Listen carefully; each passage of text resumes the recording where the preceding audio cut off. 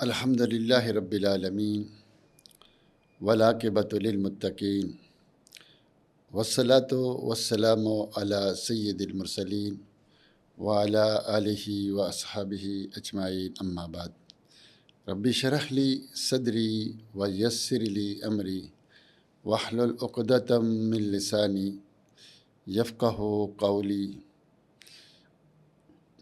رب زدنی علما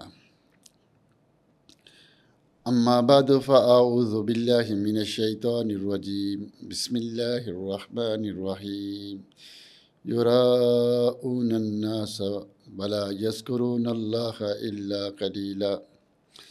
اللہ تعالیٰ کی حمد و ثنا اور رسول معظم صلی اللہ علیہ وآلہ وسلم پر درود و سلام کے بعد ہمارا دوسرا ایپیسوڈ ہے باب الخوف من الشرک، اور کہ ہمیں شرک سے ڈرنا چاہیے۔ تو مصنف رحمہ اللہ اس کے اوپر ایک حدیث لے کر آئے ہیں۔ وہ حدیث یہ ہے کہ اللہ کے رسول صلی اللہ علیہ وسلم سے آپ نے کہا کہ اخفف ما اخاف علیکم الشرک الاصغر، شرک الاصغر، کہ میرے صحابہ میں تم سے سب سے زیادہ جس پر ڈرتا ہوں وہ شرک اصغر سے ڈرتا ہوں۔ اخفف ما اخاف علیکم، میں سب سے زیادہ، اس میں تفصیل کا صیغہ ہے کہ مجھے سب سے زیادہ جو ڈر ہے تمہارے اوپر وہ یہ ڈر ہے کہ کہیں تم سے شرک اصغر نہ ہو جائے۔ شرک اکبر نہیں کرو گے تم، ان الشیطان قد یئس یعبدہ الناس فی جزیرۃ العرب او کما قال صلی اللہ علیہ وسلم۔ شیطان اس بات سے نامید ہو گیا ہے کہ جزیرۃ العرب میں اس کی عبادت کی جائے، لیکن وہ شرک اصغر سے نامید نہیں ہوا ہے۔ اور مجھے یہ ڈر ہے، سب سے زیادہ ڈر لگتا ہے، خوف ہے کہ کہیں تم سے شرک اصغر نہ ہو جائے۔ تو صحابہ نے پوچھا فسئل عنہ کہ شرک اصغر کیا ہے اللہ کے رسول؟ تو آپ نے فرمایا الریا، دکھلاوا، کہیں دکھلاوا تم سے نہ ہو جائے۔ تو اب جو ہے کوئی شخص اگر شرک اصغر کرتا ہے تو وہ معاف نہیں ہے شرک اصغر، اور پھر وہ جہنم میں چلا جائے گا۔ اللہ کے رسول صلی اللہ علیہ وسلم صحابہ پر ڈر رہے ہیں کہ کہیں تم سے شرک نہ ہو جائے، اور یہ وہ صحابہ ہیں کہ جن کو جنت کی خوشخبری ملی ہوئی ہے، قرآن نے دی ہوئی ہے، اللہ کے رسول نے دی ہوئی ہے، لیکن اللہ کے رسول ان پر ڈر رہے ہیں کہ میرے صحابہ، مجھے اس بات کا ڈر نہیں کہ تم سے شرک اکبر ہو، لیکن اس بات کا ڈر ہے مجھ سے کہ تم سے کہ شرک اصغر نہ ہو جائے، شرک اصغر نہ ہو جائے۔ اور شرک اصغر کیا ہے؟ دکھلاوا ہے۔ شرک اصغر کیا ہے؟ دکھلاوا ہے، یعنی دکھلاوا آ جاتا ہے کہ لوگ میری تعریف کریں، میری واہ واہ کریں، اللہ بھی راضی ہو جائے، دنیا بھی خوش ہو جائے، دنیا میں بھی لوگ کہیں واہ زندہ باد، کیا خطیب ہے، کیا قاری ہے، کیا واعظ ہے، کیا عالم ہے، دنیا میں بھی لوگ تعریفیں کریں، اللہ بھی کرے۔ تو یہ ریا ہے، یہ دکھلاوا ہے، اور یہ کیا ہے؟ یہ شرک ہے۔ اب سوال یہ پیدا ہوتا ہے، جب یہ شرک ہے اور شرک اللہ معاف نہیں کرتا، اور اللہ کے رسول صلی اللہ علیہ وسلم کو ڈر لگ رہا ہے۔ اب ذرا یہاں دیکھیے گا کہ وہ صحیح حدیث جو جہنم کا جب آغاز ہوگا تو 3 آدمیوں کو لایا جائے گا، ان میں سے ایک شہید ہوگا، ایک عالم ہوگا، اور ایک سخی ہوگا۔ سخی سے پوچھا جائے گا کہ میں نے تمہیں مال دیا، کیا کیا؟ وہ کہے گا اللہ تیرے راستے میں خرچ کیا، جتنا بھی تھا سارا خرچ کر دیا۔ تو اللہ کہے گا کذبت، تو جھوٹ بولتا ہے، تو نے مال اس لیے کا خرچ کیا کہ لوگ تجھے سخی کہیں، فقط کیلا، وہ کہا گیا ہے، آج تیرے لیے جہنم ہے۔ اسی طرح حالانکہ سخی کا بڑی فضیلت ہے، اللہ کے راستے میں مال خرچ کرنا، سخی قریب اللہ، قریب الجنہ، جنت کے قریب، لوگوں کے قریب، اللہ کے قریب، لیکن یہاں مال خرچ کر کے وہ جہنم میں جا رہا ہے۔ چونکہ وہ مال اس نے اللہ کو راضی کرنے کے لیے خرچ نہیں کیا تھا۔ اب ایک عالم لایا جائے گا، اللہ اس سے کہے گا کہ ہم نے تجھے علم دیا، کیا کیا؟ وہ کہے گا اللہ تیرے راستے میں دین پڑھتا رہا، پڑھاتا رہا، سکھاتا رہا، ہاں جو علم دیا تھا وہ میں نے لوگوں کو سکھایا۔ تو اللہ کہے گا کہ کذبت، تو جھوٹ بولتا ہے، تو تقریریں اس لیے کرتا تھا، تو تلاوتیں، تو لوگوں کو اس لیے پڑھاتا تھا کہ تجھے کیا کہا جائے، تجھے بڑا عالم قاری فاضل کہا جائے۔ فقط قیلا، وہ دنیا میں کہا گیا ہے، آج جہنم رکھی ہے۔ آپ جانتے ہیں کہ ایک عالم کی کتنی فضیلت ہے۔ اللہ کے رسول سے پوچھا گیا کہ عالم افضل ہے یا عابد افضل ہے؟ تو اللہ کے رسول نے کہا فضل العالم علی العابد کا فضلی علی ادناکم۔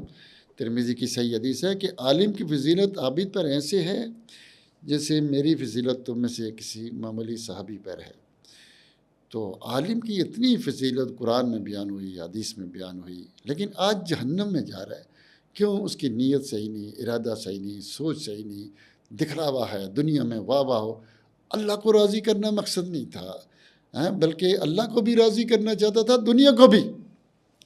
اس طرح شہید رہا جائے گا، اور شہید وہ ہے کہ جس کے بارے میں اللہ کے رسول صلی اللہ علیہ وسلم کا ارشاد ہے کہ جب کوئی شخص شہید ہوتا ہے تو 6 چیزیں اس کے لیے لازم کر دی جاتی ہیں۔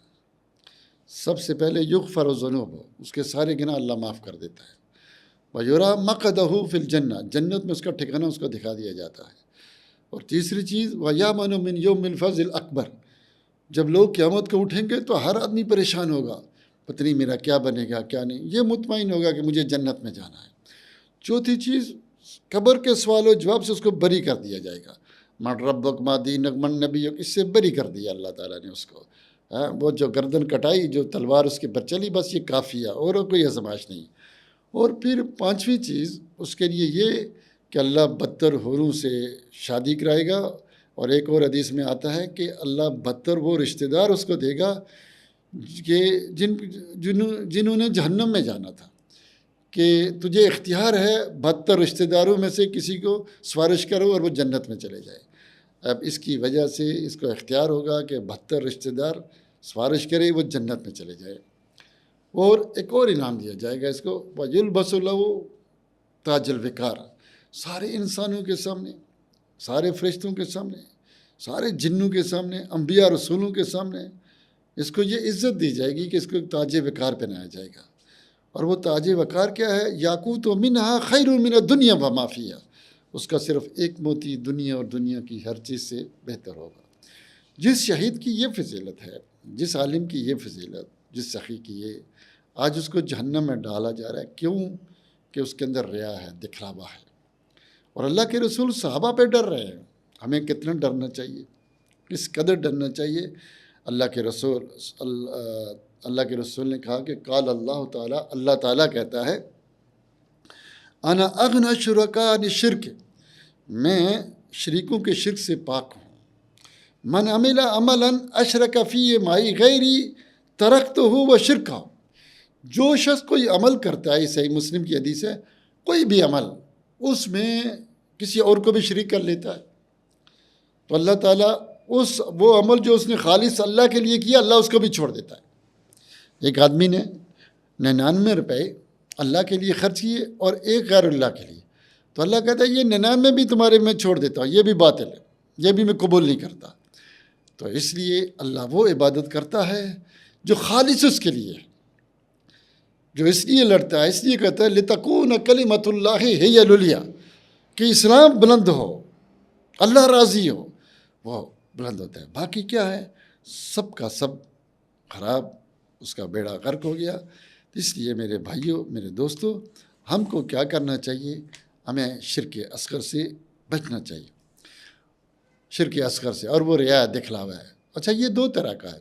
ایک وہ کہ انسان جب گھر سے نکلتا ہے تو خالص اس لیے نکلتا ہے کہ میں غیر اللہ کی عبادت کروں، نہیں کہ میں فلاں کے دکھانے کے لیے مسجد جا رہا ہوں، فلاں آدمی کہے جی مسجد میں آتا ہے، چلو نماز پڑھتا ہے تو لوگ کہیں گے ہاں، تو اللہ کو راضی کرنا مقصد ہی نہیں، یہ تو شرک اکبر ہو جاتا ہے، غیر اللہ کی عبادت ہو رہی ہے۔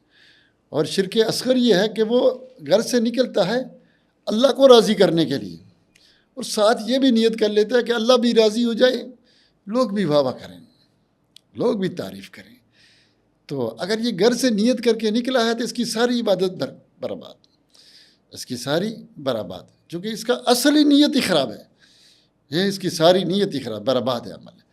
اور اگر گھر سے نکلا ہے خالص اللہ کی عبادت کے لیے، لیکن اچانک دیکھا کہ استاد صاحب پاس کھڑے ہیں، والد صاحب کھڑے ہیں، یا کوئی اور بڑا شیخ کھڑا تھا، اس نے اپنی نماز کو خوبصورت بنانا شروع کر دیا، زینا صلاۃہ، اچھی طرح رونے والی شکل بنا کے چھوں کر کے، تاکہ لوگ کہیں بڑا نیک ہے، بڑا صالح ہے، بڑی دلچسپی سے نماز پڑھتا ہے، تعریف ہو جائے۔